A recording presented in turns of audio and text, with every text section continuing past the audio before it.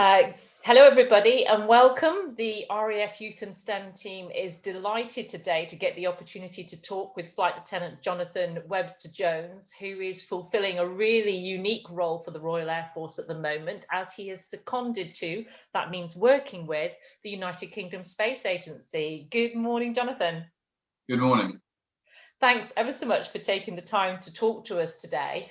And I wondered, for the sake of our students, if you could start by going back to when you were at school, what you wanted to do and how that led to you joining the Royal Air Force.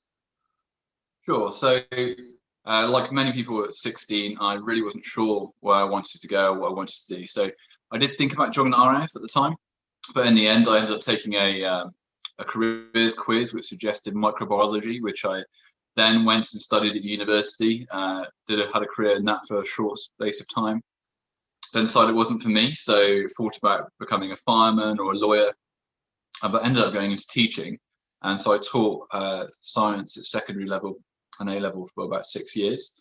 Looked back and didn't really want to have any regrets, so I took the chance of applying for the RAF as a commissioned officer, and I was successful, and here I am now.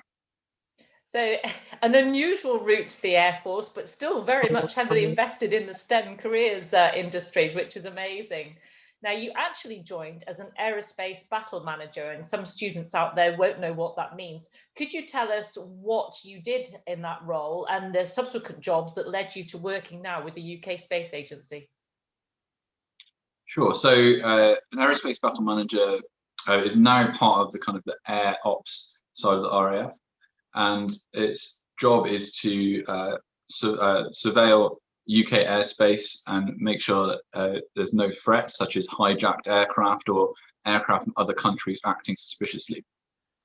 Once I qualified from that, the opportunity came up to go to the Space Operations Centre. So I volunteered for that and I was successful. And so whilst I was there, I learned a lot about space operations. I did things like monitoring missile launches all over the world, monitoring satellites in space, making sure they weren't up to anything suspicious.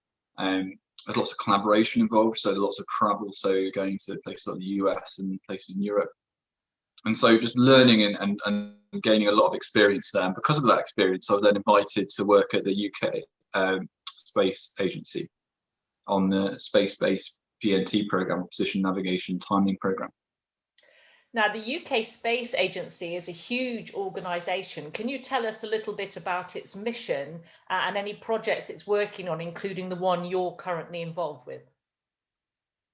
Sure. So their mission really is to realise any UK space ambition. So it's quite a big remit. So they're involved in lots and lots of programmes and projects to do some pretty amazing things, like launching satellites into space from the UK. So looking at doing that. Clearing up space debris, so basically bits of rubbish and things like that in space, which are traveling at thousands of miles an hour, which can obviously do a lot of damage. So to ensure that we can still use space in the future, we need to kind of clear up that part of space, space telescopes, and also my program that I'm working on. So it's looking at the UK potentially having something similar to GPS. So GPS, if you're not aware, it sounds quite complicated, but basically it's how your phone uses sat nav, so how it knows where it is, and it's really important for kind of critical infrastructure in the UK, and could play like a very important part in autonomous driving in the future. So cars that can drive themselves and technology that's kind of on its way. It's really interesting to hear about projects like that, because you tend to think about space as out there and things that are involved away from the Earth. And yet the projects you're sort of describing are very much interact with our day-to-day life here on Earth. Yeah, I mean, until I started working in the space sector, I didn't realise how much of our daily interactions are using things dependent upon space. I think even things like the weather, we rely on satellites to tell us what the weather is going to do and predict the weather, which for you and I is probably a little bit inconvenient if it's raining or if it's wrong, but for people like farmers or people sailing ships, it's really vital and can be life endangering if they're wrong about the weather. So within the space sector, what do you find the most enjoyable thing?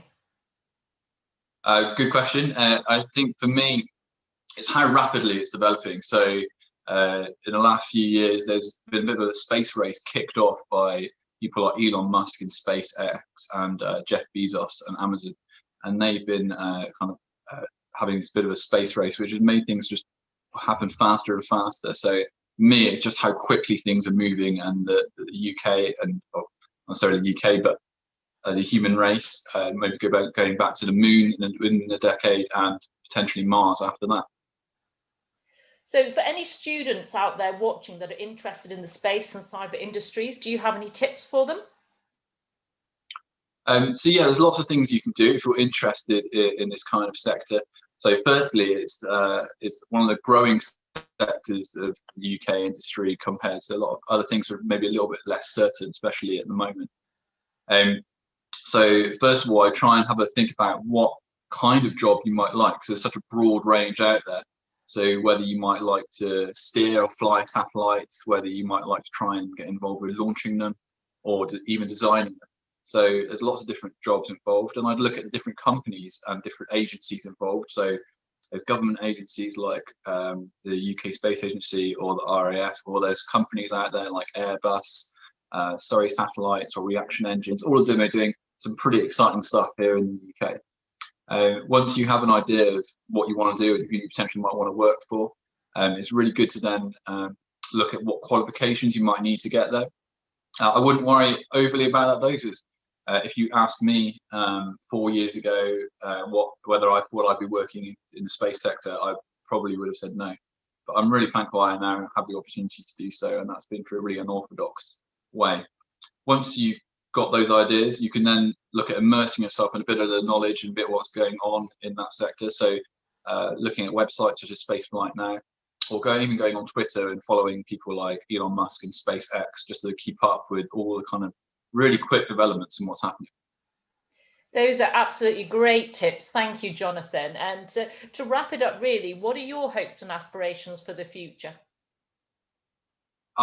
Great question. So I'm really looking forward to trying to work abroad. So being involved with space means that there's a good likelihood that you can end up working at other countries, with other nations, and just developing my space knowledge, and just hopefully getting to witness some of the amazing things coming down the line, like potentially going back to the moon or going to Mars. That's fantastic. Jonathan, thanks ever so much for your time today, and we wish you all the very best in your future and for the rest of your time working with the UK Space Agency. Thanks very much.